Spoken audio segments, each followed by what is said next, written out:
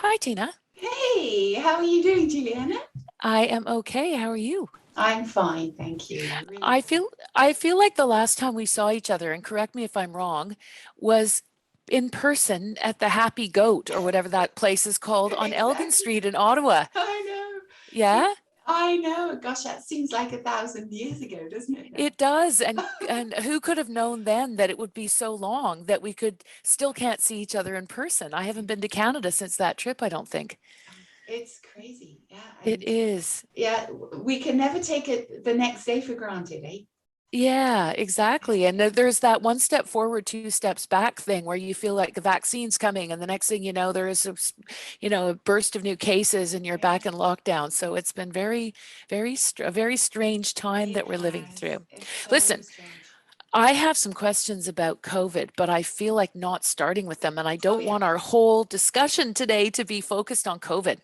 So let me just kick off by saying, we've had a long relationship with OrKidstra, first giving shoulder rests, donating shoulder rests, and now making a financial contribution as well. So we know all about you. Yeah. I wondered if you could, for the people watching who don't, I wondered if you could share some of the story of the founding of OrKidstra, where the idea came from, and what it is you do exactly. Absolutely. Well, back in 2007, and of course, there's a whole backstory behind 2007 that led us to be interested in this. Uh, Actually, it was in 2006. I heard of El Sistema and El Sistema is a social development program in Venezuela that has literally transformed the way music is seen in the world as an agent of social change. Uh, I heard about it in 2006 before it was well known. Uh, and I'm a strong believer in synchronicity. When things are meant to happen, stars line up. I walked into our shop, which we had a print music store on Elgin Street, which was just around the corner from Coon. Um, I walked into the shop one day and I overheard a review of a recording of Beethoven 5. And I heard that the orchestra was a youth orchestra. And I went, man, they're good for a youth orchestra. In fact, I had literally just walked in from coaching the junior youth orchestra in Ottawa. I went, oh my God, youth orchestra is fantastic. Then I heard that they were from Venezuela. And as you know, my sister had moved to Caracas 6 weeks earlier. And then I heard Deutsche Wow. Grammophon and I went, oh my God, who are these people? Let's Right. find out. And so we found out. I went to visit my sister. She thought, I was visiting her, but really I was checking out El Sistema, just as an aside. And I was very fortunate that I got involved with a couple of days of programming. I taught the flute, went to a concert, met Maestro Abreu, the founder of El Sistema. And so when I got back, my husband and Margaret Tobolowska, fabulous cellist and composer and just person, the three of us decided that Ottawa could really benefit from a program inspired by El Sistema. Obviously, Ottawa and Caracas are very, very, very different places. Hmm. So we adapted it, and there were no how-to models of how to start a programming. So Margaret and I basically made it up, and we made it up as we went along. That in a way that we felt really truly reflected the Ottawa community as particularly that our new Canadian population. And so what we did, we started in 2007 with 27 children. And now we serve over 600 children, ages 5 to 18, from 62 linguistic and cultural backgrounds. And our mission really has always been to empower kids and build community through the universal language of music. And we carry out this mission by providing free music lessons and instruments to the kids, along with the chance to learn important life skills such as respect and commitment and compassion and teamwork. And all of those skill sets are learned when you sing and play music together. Right. So that's it in a nutshell. I have a list of questions in front of me, but what you've just said has thrown up a couple of other ones. So I'm going to go off script for a second. Sure. First question for you is, I mean, it's interesting. I know a lot of programs who have been inspired by El Sistema, but I don't know of many that have been directly, that have had someone like you on the ground in Caracas having those conversations. And I wondered if you've had the opportunity to maintain any of those direct ties, to go back there, to be in contact with people there, about what it is that you're doing. Unfortunately, not really. I mean, we've stayed loosely connected through the El Sistema USA organization, and through different symposiums where our paths have crossed. But of course, things have changed so much in Venezuela. Right. Yeah, absolutely. So that has been really the biggest challenge. But certainly for the first few years, we were closely in contact. Well, not closely, that's exaggerating, but we were in contact, and Abreu knew what we were doing and was excited.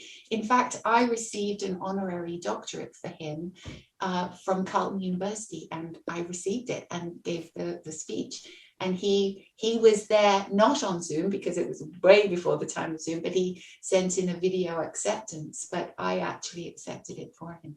So right. It was, and the Simon Bolivar String Quartet came to Ottawa, and we had a fantastic engagement with them. And so, yes, not constantly and all the time, but certainly we've stayed in touch. Right. I think with regard to the concerto that you heard, I saw the Simone Bolivar Youth Orchestra play here in London, and I can't think of a more joyful concert that I ever attended. That was the It was proms, really, was yeah, it was at the Yeah, proms. yeah. It was pretty amazing. I was quite blown away by it, and especially because, of course, classical music has this reputation for being quite staid. So you don't, I'm not saying I agree with that, but you don't often feel that kind of impulsive joyfulness in the moment as I did at that concert. It was something to witness, really. It was. Yeah. Well, Interesting. I saw that on YouTube, and that was in 2008. When I saw them in 2007, and again, that's what attracted us to this so much, as that passion, that commitment, that joy, all through making music together, rather than let's just get this right. It was that engagement. So when I went to a concert when I was in Caracas, and it was very interesting. About 40% of the audience was the usual demographic that we see in our concert halls. 10% was somewhere in between, and 50%, actually more than 50%, were kids. They were young. Right. And it was like a football game in there. The atmosphere was seriously, sure. It was something else. I will never forget it. It was really something else. And then at one point, somebody started clapping in between movements, and all the young guys went, shh. It was completely turned on its head. Sure, that's funny. You also mentioned the different cultural and linguistic backgrounds of students or kids who participate, and the new Canadians, they get across the threshold, so it's obviously not such a big barrier that they feel either unwelcome or intimidated. But what kinds of challenges do those issues create for you, and how do you overcome them? Because obviously you want kids to be able to participate, and their minds are like little sponges when they're especially young. But then there are going to be challenges around language. And so, I mean, I don't know if you can share anything anecdotal, or maybe just some observations about what you've done or had to do over the years to address that. Well, I think that probably the biggest challenge is communication, because so many times our parents have less English than their children, because, of course, as you say, the kids learn so fast, they just absorb a new language. And so we've had challenges with communicating about, concerts and times of lessons and just all the information which is constant. So we have to be very mindful of our communication, that it's very clear. When we're in person, we repeat things a lot. I mean, you have to do that with kids, period, no matter what, even it doesn't matter what the language is, you have to, repetition is essential. But with the language barrier, we just make sure that we are communicating in as many ways as we possibly can. So that's really been the biggest challenge. The biggest joy, I would say, is the inspiration of having so many different children playing the same piece of music together, as it just breaks down barriers. And I think for us, it's just, well, you've been to one of our concerts, haven't you? It's just like the UN, you know, and we're making beauty together. We're making harmony together, and the audience is as fascinating and representative as the kids on the stage. And you know, I just love that, because it completely levels the playing field, which is exactly what we wanted to do. The other inspiring thing is we're building new repertoire that, well, throughout we've always wanted to have repertoire that reflects our children. So we haven't been, even though we're called OrKidstra, which I will say without humility, I love the name, but it also does put us into more of a classical box, because it's called OrKidstra. But we've played such a huge variety of music, and we've commissioned an enormously varied music as well. So that's a real inspiration of all of our children. So what are you looking for when you commission these pieces then? I didn't know that you commissioned work. Yeah. Well, that's interesting. Yeah, well, one piece which we still haven't performed in entirety, because of course we were supposed to do it last year. One piece we have commissioned is called War. Actually, it's a working title. We still haven't actually found the right title, but the working title was War to Peace. And it has 7 movements now. Oh, see if I can remember all the movements. So it basically goes war, possibility, hope, joy, peace. It's so long since I've thought of the movements. Anyway, it basically goes the whole range from war to peace through music. And each movement is composed by a different Canadian composer of different cultural background. Wow, that's amazing. Yeah. So when do you think you'll end up being able to perform that then? Well, it's because it's not easy. Some of the movements are quite tricky. The second movement is otherness, and the last but one music movement is togetherness, and then peace. So there's the 2 key words. So I'm hoping, honestly, in real terms, probably not till 2023. Wow. Yeah. Because we'll have to start it all over again. Right, sure. And it was a lot of learning. But what a joy. And we're so excited to be able to do that. And I'm sure. Yeah. On the subject of COVID, but thinking about the bridge between the COVID world and the post-COVID world, I mean, I'm sure that, I know that there have been myriad challenges for organizations like yours around technology and its availability to the kids who are involved in your program. I wondered if there is anything that you've learned or done because of COVID that you think would be applicable and that you might carry over, even if it's just a way of thinking, into once we're actually all back together in a room or rooms, doing all of this work together. Is there what are the lessons of COVID for how we approach this? Well, there are many. They really are. There are many. It's been a learning opportunity. We tend to always look for the silver lining, and we're looking at this as difficult as it's been an opportunity to be creative and innovative, which fortunately for all of us, we're musicians, is our natural setting. So I think in many ways we've been much luckier to be able to pivot more easily, more naturally. So yes, we've come up with a number of different programs, and we will use a hybrid model going forward. So different programs, for example, before COVID on Fridays, we had chamber music groups with our older, more senior players, followed by youth group.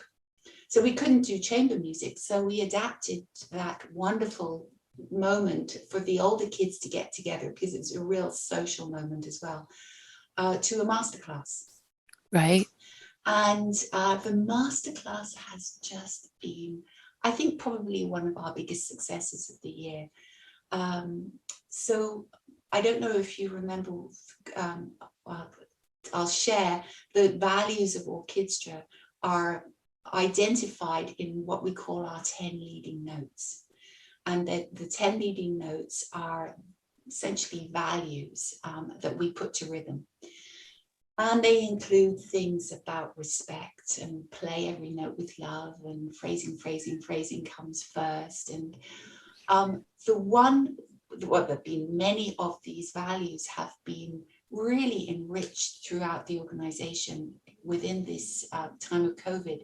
But the masterclass has really built the one leading note we have, which is called "You Are Your Own Best Teacher." So it's about taking ownership of your own learning, because we feel that's really, really important. And so with masterclass, what we do is that somebody plays, and then the kids give feedback, and the player, the performer themselves gives their own feedback, and the teachers. And then at the end of all this feedback, the performer then has to summarize the feedback so that they know what they're going to take away and practice. So it really enables each child, or they're not children, they're youth, they're teenagers, to really take ownership and be excited, but also help the others, all their peers, and learn how to give constructive criticism, and in a very kind and generous way, but in a helpful way. So they've learning both sides of learning. Sorry, it's garbage day. I don't know if you can hear that. That's all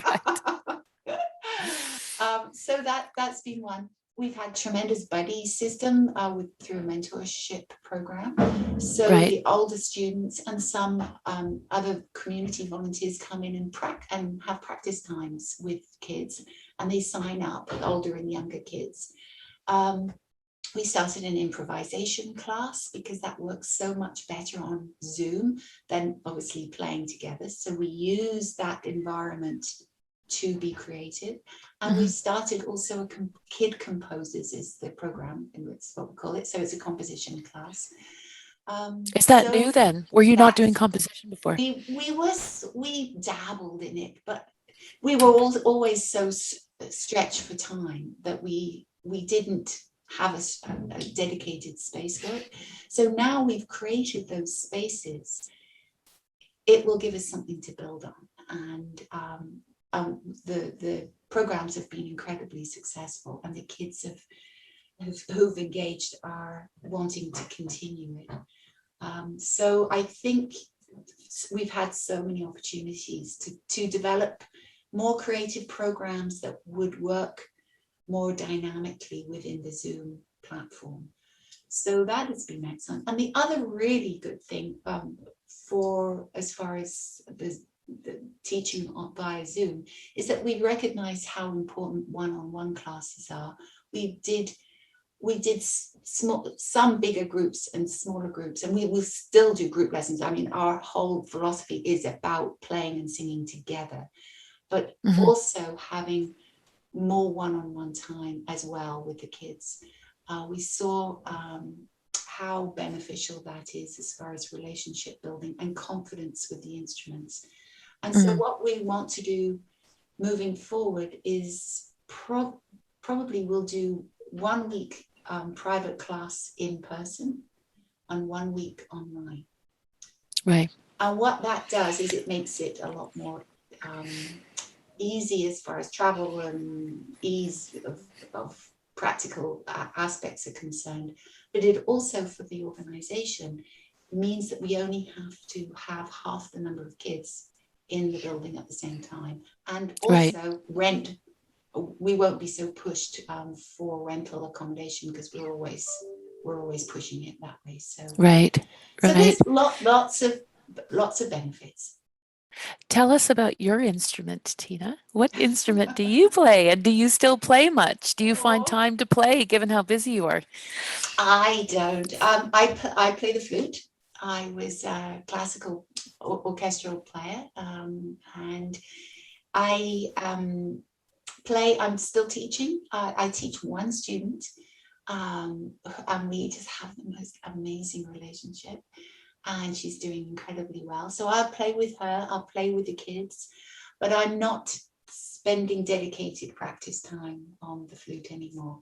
I probably will again one day, but just at some point, you just have to make your choices how you want to spend your time. So right now, that's not a priority for me. It's a priority for the kids. Yeah. Right. I imagine that you're very oversubscribed in normal times. How do you choose the kids who will get to be in your program, and do a lot of kids get turned away just because of a lack of capacity? Yeah, absolutely. So what we choose our kids based on the community that they live in, is because we're very community based. We have 2 hubs right now, and we've got plans to have 5 in total. But right now we serve certain underserved communities in Ottawa. So if the children come from these areas, then they will get priority. And so what we tend to do is we've got our Kiddlywinks program, which is just for the 5, 6, 7, sometimes 8-year-olds. And we start with them, and the older kids start with our kid singers and kid drummers program. So we try, what we do is introduce our children through these programs. And then once they've shown commitment and real interest in making music and being part of the family, then we'll offer instrumental programming, the instrumental programming we're offering at the time. Obviously, we don't offer everything every year. But to answer your question, do we turn away kids? Do we have a waiting list? Yes, we do. And we have waiting lists of kids not in these areas, as well as waiting lists with kids within the area. Right. I'm not surprised, I have to say. I'm sure that and the more people know about the program, the more kids want to be involved in it, and so on. I mean, to the extent that the El Sistema model is based on the idea of social change and instilling certain values and encouraging kids or inviting kids to think about certain ways of being in the world. Tell me about some of the students who've completed your course and what they've gone on to do. I don't imagine that they've all gone on to do music. I do remember you telling me about a clarinetist who I think was going to university in Nova Scotia or somewhere Actually, down east. Newfoundland. I knew it was somewhere down east. Anyway, good memory. So I mean, do you have a story or two to share about kids who've completed your program and what they've gone on to do? I do. I have. If there's one thing that gets me choked up, it's talking about, we call them our alumni. We call them our old Kidstra. So they're very proud of being old Kidstra. So first of all, I should mention for people who don't, I'm sorry, my phone is going bonkers. For those who don't know Orchestra, one of our proudest measurements of success is that all of our children and students who are in high school, they all finish high school, and every single student has gone on to post-secondary education. 100% of our students. We've never had a child drop out of high school. And we are, we're in neighborhoods where that is not uncommon. it's much higher proportion of children Mhm. in those areas. So for us, that's a big marker of success for the kids. They are so proud. In our concert coming up in June, we will have a graduation ceremony, and that is a big moment for the little kids. Look up to the big kids and see this graduation, and it's quite something. So one of my favorite stories, I suppose I shouldn't say that, but is of Gareth. Gareth was in our first class in 2007. And he was born in a refugee camp on the border of Burma and Thailand. And his family came to Ottawa in December 2006. In October 2007, after we went to his school, and Margaret, who plays the cello, she played cello in the school, and he fell in love with the cello. Within 8-9 months of him arriving in Canada, he was carrying a cello down Bronson Avenue. Wow, that's amazing. In and of itself, it's amazing. I know. I mean, he hardly could speak English at the beginning, and life in a refugee camp is so very, very different. So I knew you were going to ask that question. So if I can get through it, I always cry when I read this. I'll read a quote that he wrote. Okay. So he says, I was born in a refugee camp on the border of Burma and Thailand. A few months after arriving in Canada, I joined OrKidstra. It turned out to be the utmost life-changing experience for me. See, I'm choking up here. OrKidstra has taught me to be a better person, to accomplish what I set out to do, to practice with care, and lastly, to do what I do with love. Every time I pick up the cello, it seems like I can accomplish anything. OrKidstra made me the person I am today. Thank you so much for making a difference in my life, for giving me this opportunity to fly. That's what he wrote to us. Now you've made me weepy. I know.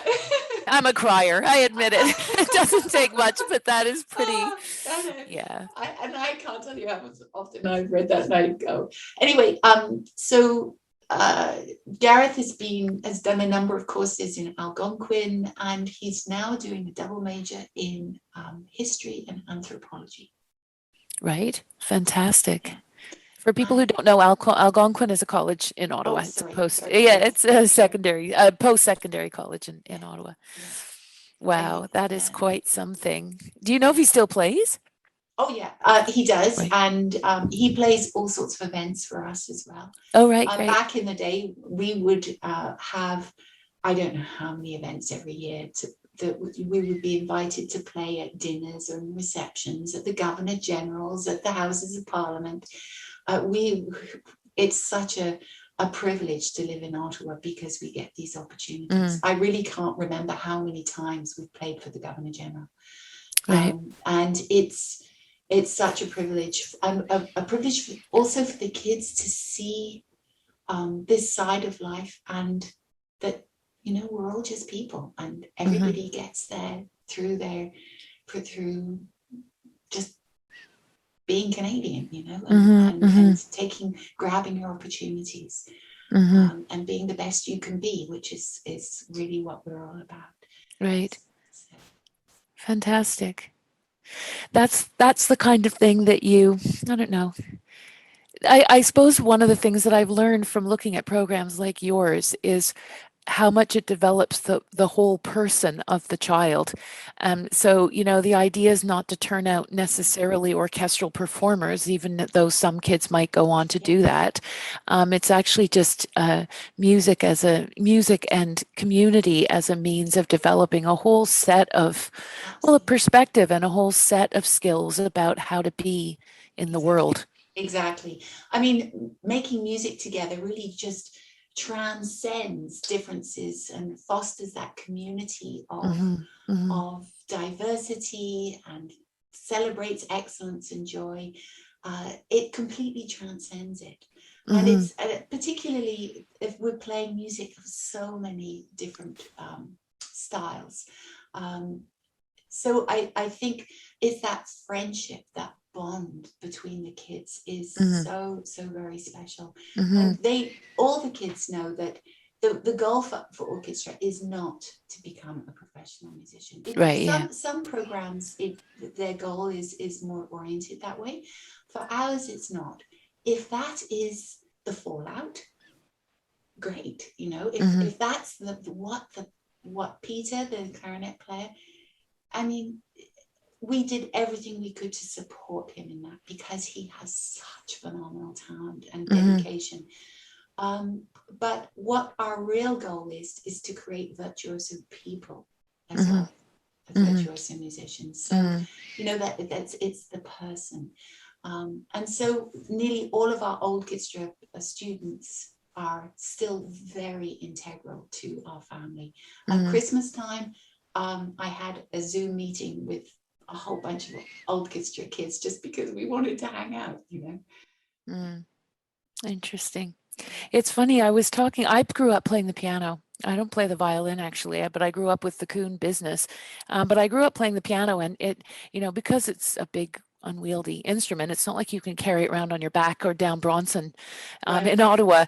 And so I didn't really have much of an opportunity to play with other people. But I was thinking about this recently. We did an interview with Geneva Lewis, who is one of our new featured artists, just won an Avery Fishery Career Grant and all this stuff. But she shared the story about a chamber group that she did some work with, and how because in chamber playing you're so conscious of each other and looking at each other the whole time, they decided to play with their eyes closed. And it reminded me, I suppose you could say paradoxically, of the communal aspect of music making, and the way in which it is a way of being with other people, which is its own thing, really. I mean, she is a soloist and a very high level performer, so she's chosen to go off in that direction. But even for the kids in your program, whatever they decide to do, it is a different way of being with each other. Yeah. It's you can't repeat it in any other way. It's music is an invisible language, and it comes directly from the soul and from the heart. And when you play together, particularly when you're already connected as friends and you're all playing at the same level and you all want to be playing at the same time, that you choose to hang out on a Friday night when you're 15 years old, to play music together, there's the bond is I don't think it's you can really replicate it, because it's so invisible. And these kids would never necessarily have become friends otherwise. Yeah, they absolutely. Are joined forever. I really don't think these OrKidstra kids, I don't think they will ever lose touch with each other. Right. Interesting. They formed those bonds. Tell me about your June 10th virtual event. Oh, well, it's going to be fantastic. So it's on June 10th at 5:30, and it's going to be on a public YouTube link, which will be well shared and on our website. We have so we'll have a graduation ceremony. I'm just going to bring up my notes so I don't forget anything. We have a graduation ceremony. This year we have 7 graduates. So we will feature them playing and speaking. We'll have special guests, which will be surprised. We have a special OrKidstra mashup. A mashup is mixing different pieces of music together, and it includes all of our kids on the screen. So you'll see, I don't know how we're going to get 200 faces on the screen, but we've got this brilliant video editor. And if anyone can do it, he will do it. It's going to be the last piece of the program. I really can't wait, and it's perfect for Zoom, because it can be edited over in layers. Right. And so that's why we chose to do that. And we're doing this other really interesting piece called Arithmetic, which again is a layered piece. So I wouldn't be surprised if those 2 pieces go viral. So it's going to be quite something. And there's all sorts of things with classical tunes, jazz tunes, folk tunes of kids ages 5 to 18. Right. And so you'll see the complete range, and you know, the joy and the love and the courage and the excellence still, despite the screen, because it's all Zoom edited, despite the screen, it comes right through, and Right. it really hits you. It's quite something. And the kids will also introduce the music as well, so there'll be a lot of Right. chatting from the kids. It sounds great. Hopefully I'll be awake for it. We're of course 5 hours ahead of you, but I assume that it will be available to watch online afterwards It for will. those of us who are already asleep by that time. Exactly, it will. So it'll be available. And what we're doing, because we've done so much music this year, we're making available other links to showcases that we've done throughout the year from that concert. So, you know, we did a showcase on the beginner and junior kids in March. And oh my God, it is so good. You think, oh my God, beginner, junior players, oh, you know, it rocks. Right. You see these kids really, and they've all become their own recording producers, you know, because they have to record the music at home and send it in. And it's really awe-inspiring what the kids have done. Great. Good. Well, I will look forward to that, Tina. I think we'll wrap it up now. Okay. Hopefully I'll next see you for a coffee. Yes. Is it called the Happy Goat? Have I remembered It is. that No, correctly? that's Yeah. exactly right. Yeah. That's exactly right. Well, hopefully next time it will be in person, but thanks very much for sharing all of Well, this with us today about OrKidstra. well, thank you for the invitation, Juliana, and thank You're you again welcome. for all of your support. You are welcome. It's a pleasure. Bye, Tina. Bye. Bye.